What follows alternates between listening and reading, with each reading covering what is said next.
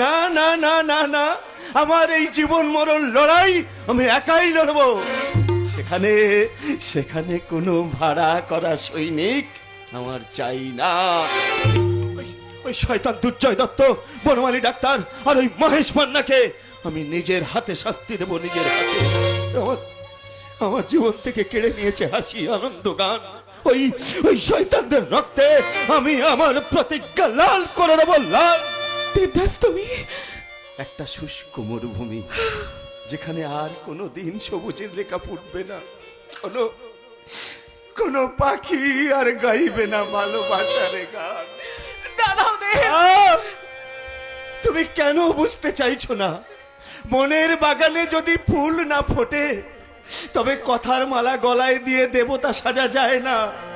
মনে যদি কোকিল না ডাকে, তবে ভাঙা গলায় সুর তুলে লোক হাসানো যায়, কিন্তু কারো হাততালি পাওয়া যায় না। হাততালি নয় দেব, হাততালি নয়। আমি শুধু চাই একটু সম্মান, আরে একটু ভালোবাসা।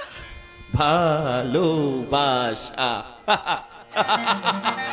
যেও না দেব, দাঁড়াও।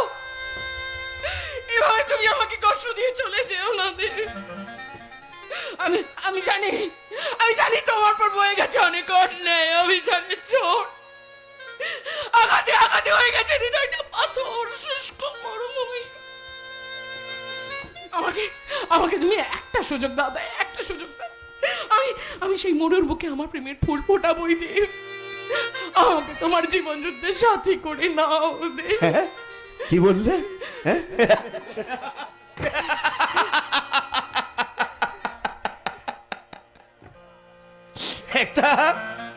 একটা চোর চরিত্রহীনের জীবন যুদ্ধের সাথী হবে মহাপুরুষ মহেশ মান্নার আদরের বোন।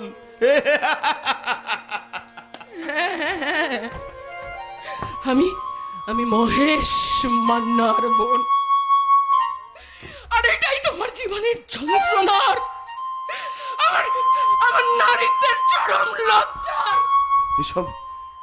এসব কি বলছো তুমি? তোমার মতে আমি খুব সুখী, তাই না গো?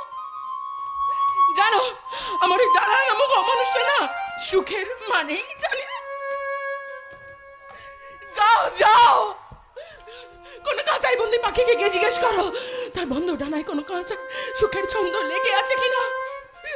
ফুলদানিতে সাজিয়ে রাখা নকল ফুলকে বুকে নিয়ে জিজ্ঞেস করো তার কাগজের পাপড়িতে কোনো সকালের শিশির লেগে আছে কিনা। জানো দেব, আমি হলাম সেই খাঁচায় বন্দি পাখির মতন, ফুলদানিতে সাজিয়ে রাখা নকল ফুলের মতন। পারো? সবাই না বাইরের হাসিটাই দেখে, অন্তরের নীরব কান্নাটা কেউ দেখতে পায় না, কেউ না। পারো? জানো, আমার দাদার নোংরামি আর আমার বাবার বংশ পরিচয়ের জন্য আমি কারোর সামনে মাথা তুলে পর্যন্ত দাঁড়াতে পারি না। তাহলে এতগুলো বছর, এতগুলো দিন কেন তুমি সবকিছু মুখ বুজে সহ্য করলে?